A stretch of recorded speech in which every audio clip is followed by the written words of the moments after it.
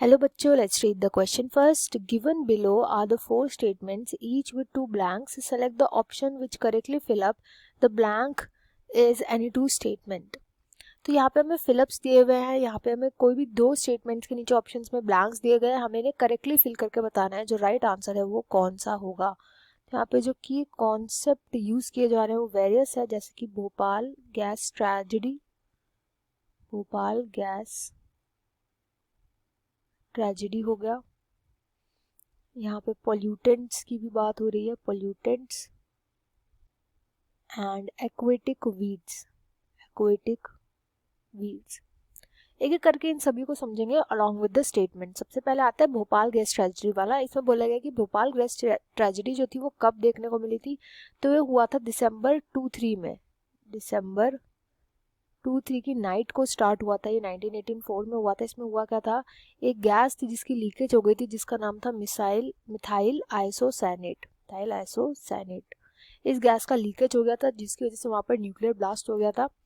Is now observed as, इसको किस day की तरह देखा जाता है, इसको देखा जाता है एज, सेकेंड यहाँ पर हो जाएगा एज नेशनल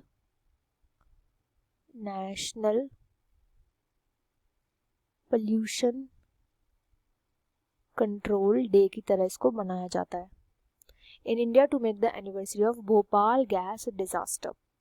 नेक्स्ट हम पढ़ेंगे अब पोल्यूटेंट्स के बारे में। बी में बोला गया है डैश इज डिग्रेडेबल। तो डिग्रेडेबल पोल्यूटेंट्स ऐसे पोल्यूटेंट्स होते हैं जो over the course of time, होते तो पोल्यूटेंट है, पोल्यूशन कॉज करते हैं, but over the course of time ये क्या हो जाते हैं, डिग्रेड हो जाते हैं, डिकम्पोजेबल होते हैं, ये डिकम्पोजेबल होते हैं। इसका अगर हम एग्जाम्पल लेकर के चले तो हो जाएगा सीवेज। सीवेज जो होता है ऑल्दो पोल्यूशन करता है, बट क्योंकि ऑर्गेनिक मैटर इसमें मोस्टली कंटेन्ड होते हैं तो ये बैक्टीरियाज जो होते हैं वो इसको डिकम्पोज कर देते हैं। नॉन डिग्रेडेबल होते हैं जो डिकम्पोजेबल नहीं होते, ये एज इट इज रहते हैं, इनका स्ट्रक्चर जो है ब्रेक नहीं हो पाता। इसका एग्जाम्पल हो जाएगा DDT।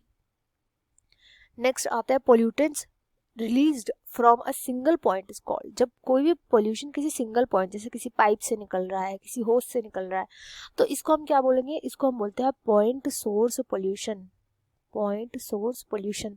वेरस अगर एक लार्ज एरिया से निकल रहा है, ये जो कि आगे बोला गया, but when it is over a large area तो इसको हम बोलते हैं डिफ्यूज